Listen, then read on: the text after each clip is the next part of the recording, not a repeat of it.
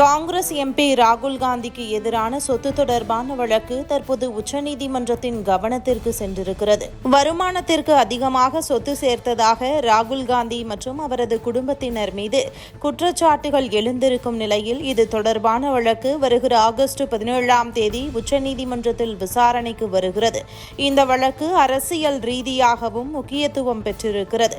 பாஜகவை சேர்ந்த விக்னேஷ் சிஷிர் என்பவர் ராகுல் காந்தி மற்றும் அவரது குடும்பத்தினரின் சொத்துக்கள் குறித்து விசாரணை நடத்த வேண்டும் என்று அலகாபாத் உயர்நீதிமன்றத்தில் வழக்கு தொடர்ந்திருந்தார்.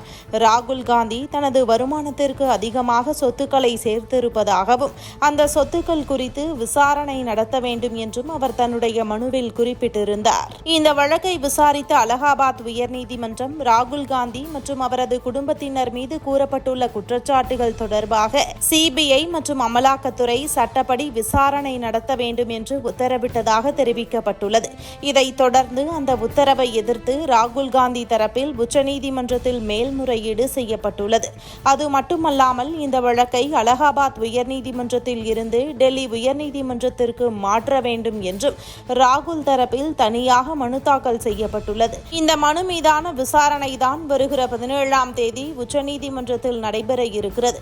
எனவே உச்சநீதிமன்றம் இந்த விவகாரத்தில் என்ன முடிவு எடுக்கப் போகிறது என்பது அரசியல் வட்டாரத்தில் கவனத்தை ஏற்படுத்தியுள்ளது. இதற்கிடையே ராகுல் காந்தியின் குடியுரிமை தொடர்பாகவும் விக்னேஷ் சிஷிர் தனியாக தாக்கல் செய்த மனு அலகாபாத் உயர்நீதிமன்றத்தில் நிலுவையில் உள்ளது.